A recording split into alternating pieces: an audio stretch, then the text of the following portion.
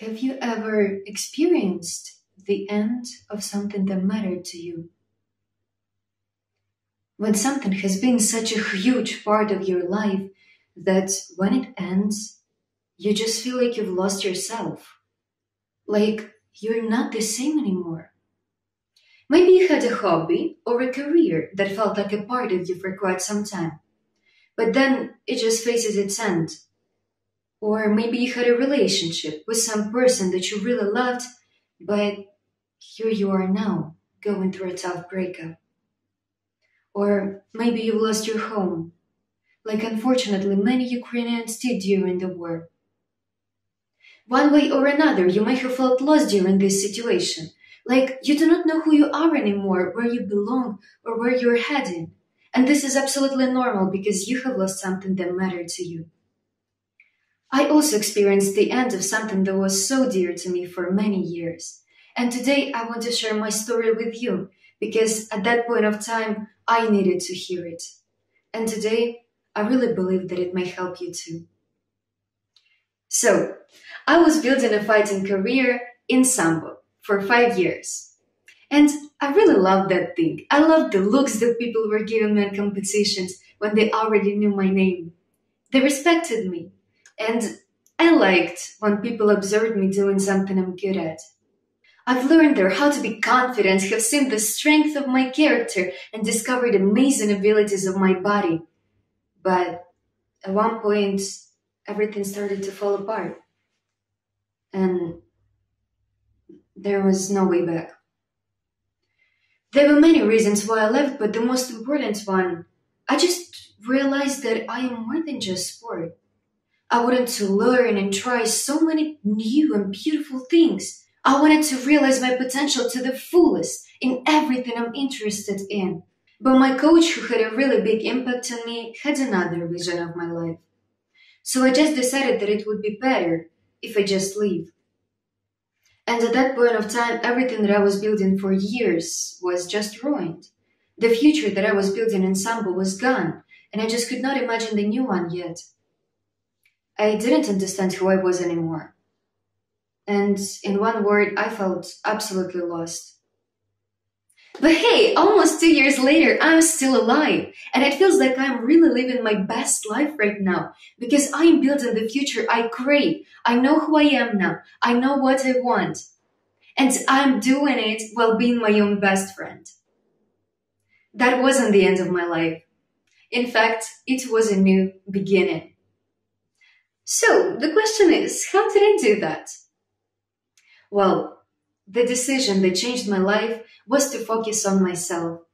And now I'm going to explain that a little bit more. Healing does not happen in one day. It may take some time. For me, it took around half a year, maybe even a bit more. But once you set an intention that you want to heal, get over from that or any other, your journey already begins. But what to do if there is something that prevents you from moving on? Something like your own brain. You see, when we didn't put a dot in some situation and just left, our brain is going to come back to that again and again because for it, that was not the end. And in order for you to prevent that from happening further, you need to close the circle. To do that, I tried a few exercises that really helped me.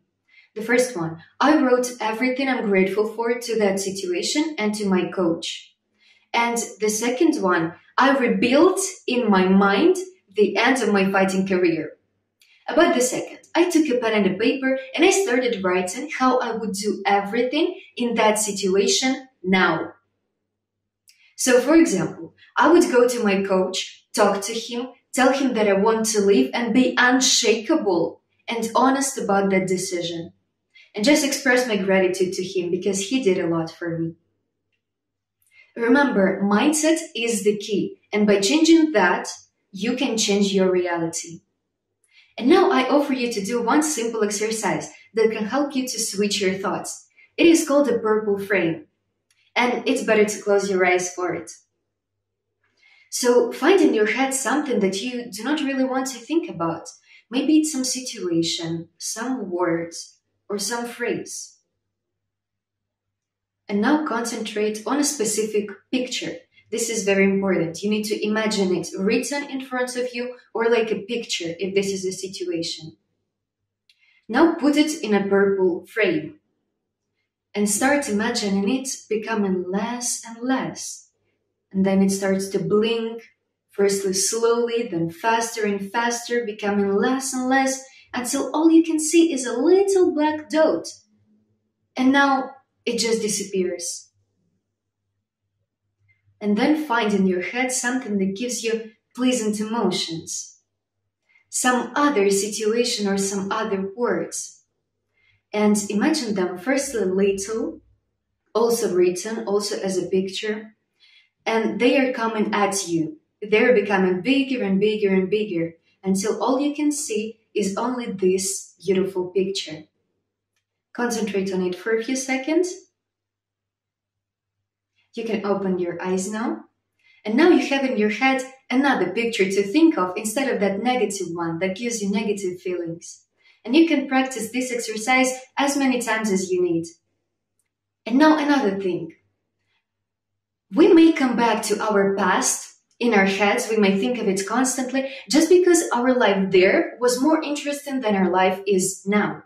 So this is really a perfect time to try anything you ever wanted to try. You can really try any hobby you ever thought of trying because you are free from everything old now.